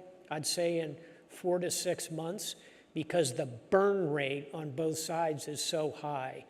Putin is running out of troops, running out of materiel. He's still got a lot in the locker, but he's burning through his resources. President Zelensky, on the other hand, has to be mindful of whether there'll be reductions in Western support to burn rates. I think by later this year into the fall, both sides will have motivation to negotiate. I want to make one last important point. Yeah. How this lands from the Ukrainian perspective is up to the Ukrainians. It's not up to Jim Stavridis or Henry Kissinger or anybody else to tell the Ukrainians what to do. Our job is to give them the tools so they can enter into the negotiations and achieve their goals in the negotiation. How it ultimately lands, I don't know, but I think what I've described is 2 in 3 chance of the shape. Have you been surprised? Probably not, but just as that there's been this overwhelmingly bipartisan support in America for Ukraine? I have not been, actually. And, you know, let's face it, if you can get Nancy Pelosi and Mitch McConnell on the same sheet of music, that's pretty extraordinary. That tells you something, that this is really in America's interest. And again, I think this is an example of, here in the United States, we hear history rattling over there. And I think we are smart enough to recognize this feels like a 1930s moment, and therefore we should support the Ukrainians in this moment. And I think we'll continue to do that. So, all right, I'm going to switch gears because the minute we start talking about Russia, my mind immediately goes to China. Okay. And you wrote a book about China recently, and if you haven't read one of the 12 books, this one is the one to, I mean, there's several I'm going to talk about, but this one is one that is a must-read. 2034. I will warn you, you are not going to sleep after you read it. It scared the dickens out of me, but because it opens with a confrontation between China and the US. And the year is 2034, and let me tell you that some of your military colleagues criticized you because they said, no, it's going to happen before 2034. Yikes. Yeah. So Admiral Stavridis, the reality is that our friends on Capitol Hill, Democrats and Republicans, how we relate to China really animates them. Some say we have to compete more. Some say that we have to cooperate more. Some say it should be all-out conflict. So my question for you is, how do we make sure that we avoid war with 2034, economically and military. And I'm going to give one little twist that's very important from the USGLC perspective, which is China is extremely aggressive, as we both know. We've talked about it, in their soft power, their use of these major investments in infrastructure, particularly in the emerging markets in the developing world. In Africa alone, last year, in the first 9 months last year, the trade between Africa and China increased by 40%. And so how do we avoid the war, the military and economic, and are we doing enough on our own front to make sure we can compete against China economically? To you. The book, 2034, A Novel of the Next World War, you get the idea from the title, it's a novel. And sometimes people say to me, oh, Stavridis, you've written this work of predictive fiction. No, it is cautionary fiction. The idea of the book is to show how disastrous it would be if the United States and China stumble into a war like Europe did in 1914. That was the model in my mind. And as most will recall, 1914, an assassin's bullet in a dusty corner of the Austro-Hungarian Empire takes out a member of the royal family. And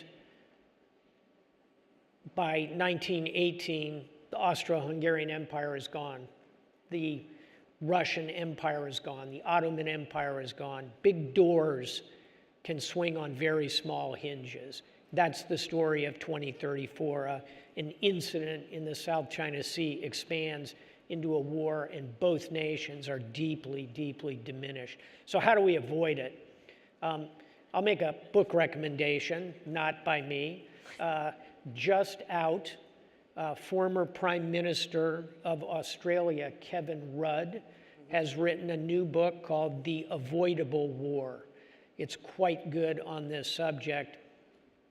And to answer the question in a minute, I would say the main thing is we need a plan. We don't have a strategic plan that coherently lays out how we should deal with China. And it needs to have an economic pillar, a values pillar, a tech pillar, a military pillar, a strategic communications pillar. So I think the administration ought to convene a bipartisan group to create such a strategy and begin to execute it, because if we don't, the chances of stumbling into a global war with China will rise. We can avoid that. We must avoid that. There's actually probably a lot more bipartisan agreement on China as well. Let me stick on this economic question I was asking you. You know, we've been talking today about the impact of $5 an average gas, the go to the grocery store, and obviously the skyrocketing prices.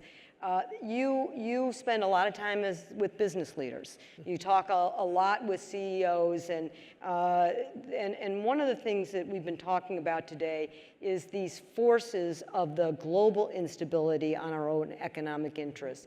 I talk a lot how there's nothing foreign about foreign policy, but that is not always how policymakers feel. So I love your help to help us connect the dots in terms of how we make sure that that people understand how global instability, how the Putin's war is impacting our own economic future and our own economic health. So put your Morning Joe hat on or your Fox News hat and help connect the dots of what happens overseas affects our economy. Most of us are going up to Capitol Hill, either virtually or actually on foot tomorrow. This is a really key issue and question about how we advance the conversation we're having. I'll begin by saying we don't have to imagine what it would look like if we decided we were going to kind of withdraw from the world and decouple and walk away from this global world and walk away from our alliance systems. We don't have to imagine it, because we did it. We did it in the 1920s and 1930s. We walked away from Europe after the end of World War I. We rejected the League of Nations. We had a major isolationist movement here in the United States, and we built trade barriers, massive trade barriers, the Hawley-Smoot tariffs. How'd that work out? Well, we cracked the global economy. That led to the Great Depression with a D, not an R, depression. And you can drop a plumb line from that to fascism and the Second World War. So point one is history shows us we cannot afford to walk away from this global leadership. Point two, the greatest comparative advantage America enjoys is our network of allies, partners, and friends. And we can see that again and again and again in every part of our endeavor. And number three, the global economy is irreparably intertwined. Will there be some onshoring and nearshoring and friendshoring? There are a lot of buzzwords. Will there be some rewiring? Yes. Is Russia's situation going to fundamentally change the international scene? I don't think so. It's too small an economy. It's the size of Italy. And other than oil and gas and some agrarian products, they don't have the capacity to really functionally distend the global economy. So for all those reasons, what we ought to be concerned about is how do we continue to show leadership in this global world? How do we nurture this garden of alliances that we built so painfully over the last 80 years? And how do we participate in the rewiring of the global economy in ways that are good for the United States? And those are separate topics, Liz, but I think they are front of mind for many in the business community today. So in our remaining time, before I get to a couple last closing questions, years ago, we were, I think, in California together. And there were so many issues I wanted to ask you. We decided to do what we called a lightning round. Sure. And I found out, not that I didn't know how brilliant he was, but I found out how really smart he was. I did do this with Secretary Albright years ago. Oh, yeah, she's great. She was great. She was a little funnier than you, but she was.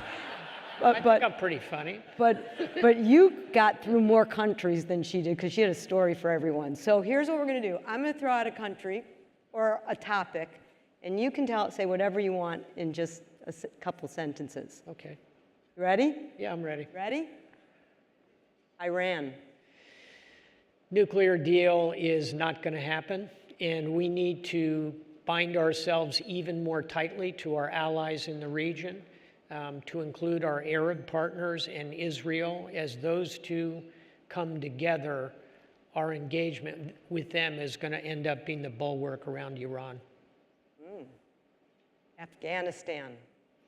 Rocket ride to the 9th century. There is virtually nothing we can do at this point. We gave away our leverage when we left in August. Venezuela. I didn't say these were easy. Yeah. We could spend hours on each one. Venezuela is a regional challenge. It's a humanitarian challenge. 5 million Venezuelans are pushed out of the country. It puts great pressure on Colombia.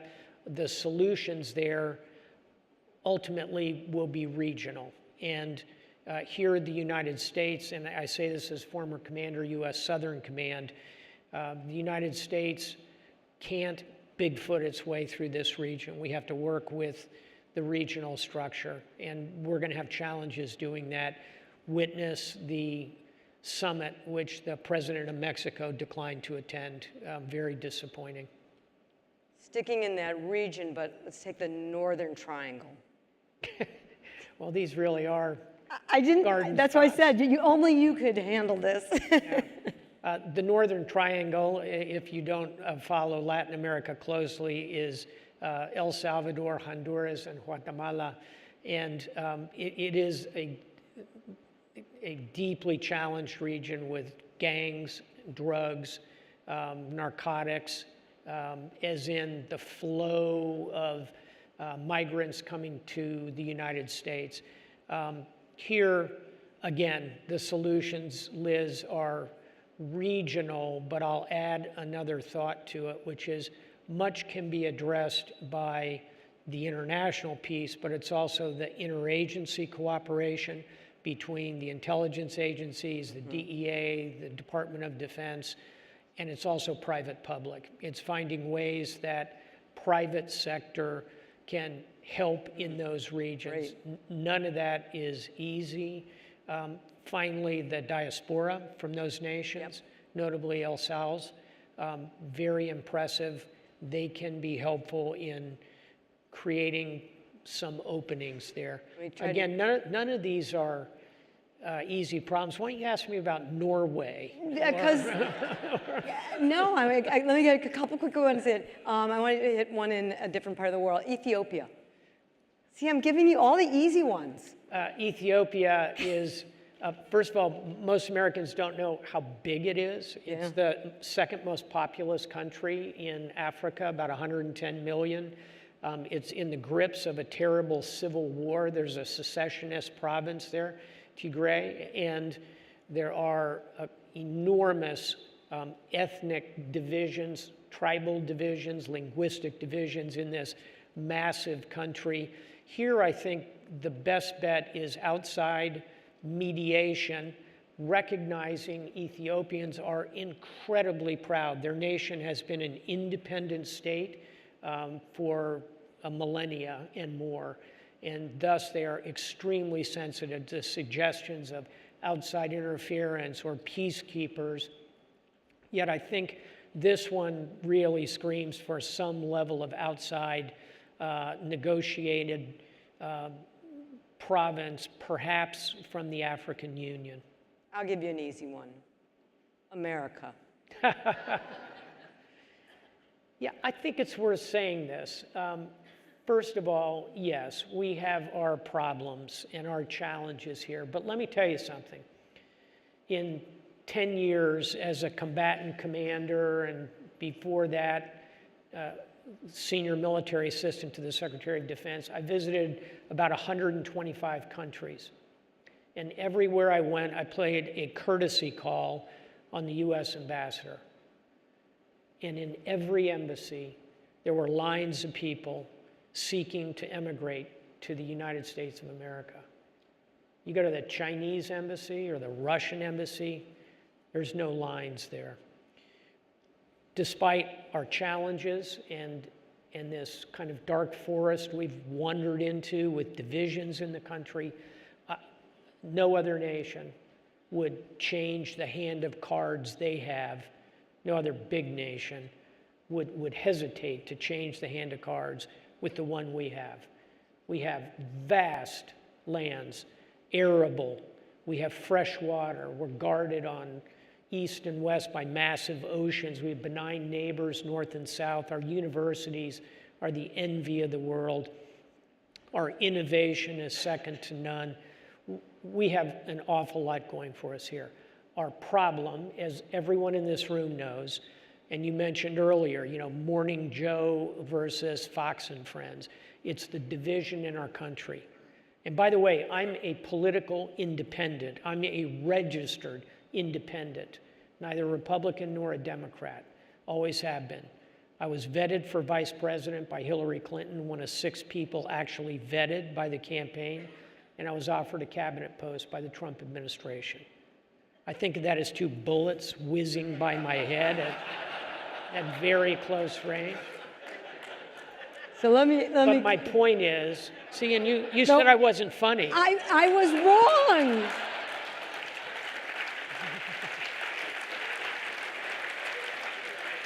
Here's my point. I stand corrected. Here's my point, is perhaps a good one to end on. What are the practical things we can do in this dark forest of bitterness and antagonism across these party lines? Number one, we can celebrate service. And I mean that in a larger sense than saying to a veteran, thank you for your service. That's very kind when people do that. I'm talking about service in the broadest way. because there are so many ways to serve the country. The military, our diplomats, our CIA officers, our police, our firemen, our school teachers, our Peace Corps volunteers, Teach for America, Volunteer for America. There are so many ways to serve the country. We ought to incentivize and we ought to celebrate service, because service is bipartisan. Service is nonpartisan. Number two, education. Education. We need to double down on educating, and let me tell you something. We put one of these supercomputers in the hands of a 9.5-year-old in this country, on average. They turn 9.5, and we hand them this device, which can communicate point to point anywhere in the world. It can scale and speak to 2.5 billion people on Facebook. It can listen to every symphony ever recorded. It can show every film ever made. It can access every book ever written.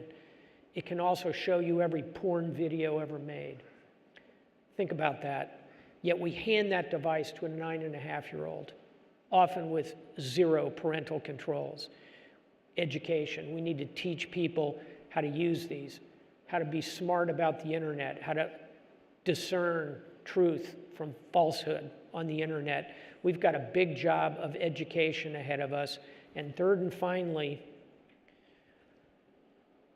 we need to look for candidates, both Democrats and Republicans, who are willing to work together. I spent 5 years, thank you.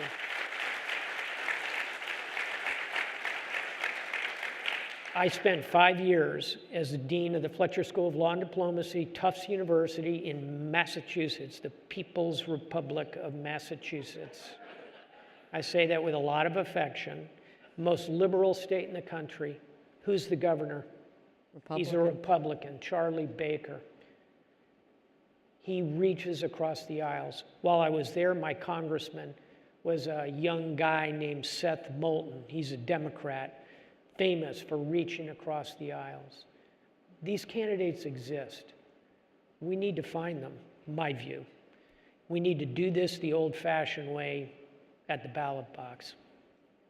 I'm going to ask one closing question. Of all, I don't think I've read all of your books, but I've read many of them.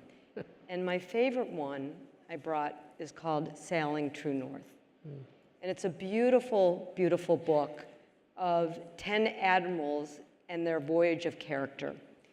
And you say in the book that you describe leadership as the ability to influence others and character as the ability to influence yourself. I think you just heard some of that right now.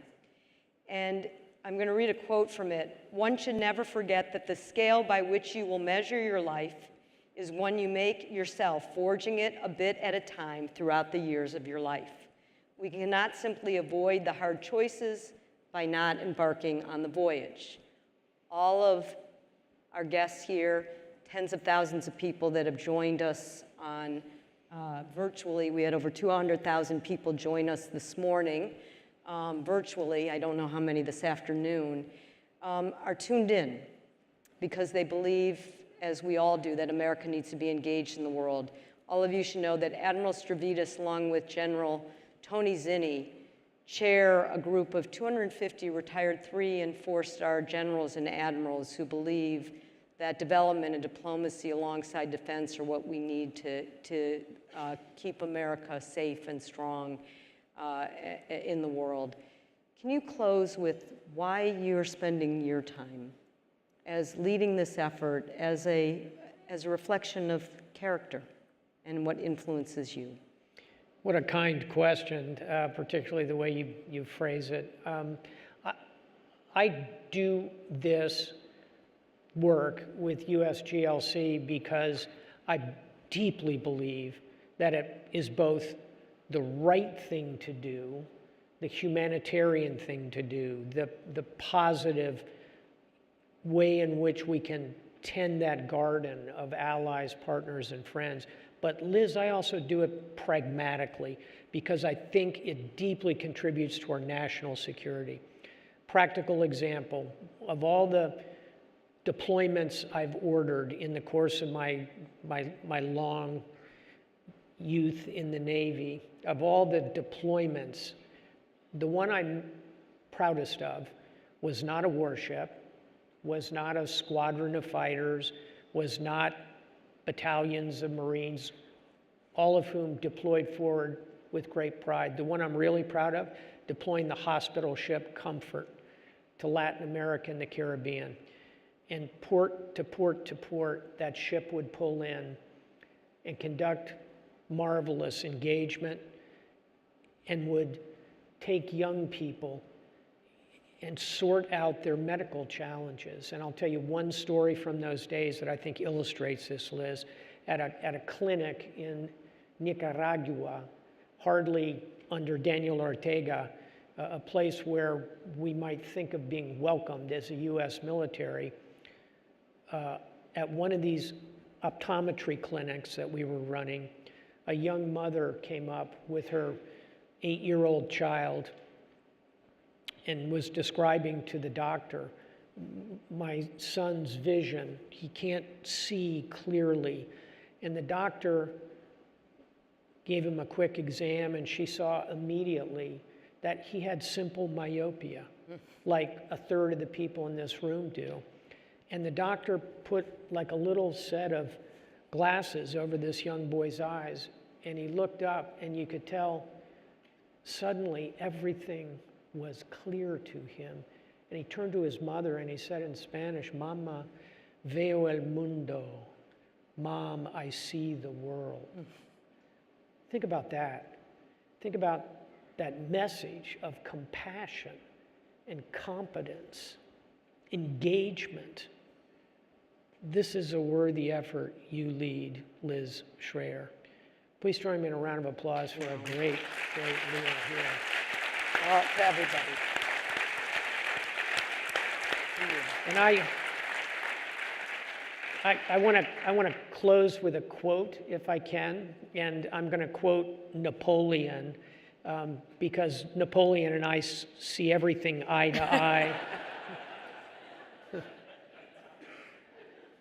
If you remember nothing else from our afternoon together, remember this quote, and it takes us back to where we started the conversation.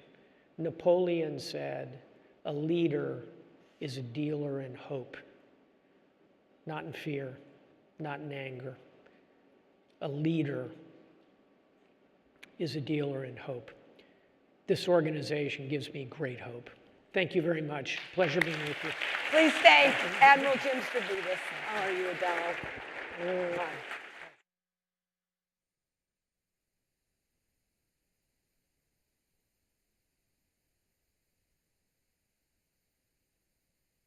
Ladies and gentlemen, please welcome to the stage USGLC board member Joanna Price, GLC director. Ladies and gentlemen, please welcome to the stage USGLC executive director Jason Gross. What a great conversation to end a remarkable day. And what a privilege it is. I'm Jason Gross, Executive Director, USGLC, for the first time in 3 years to be able to close day one of this program in person.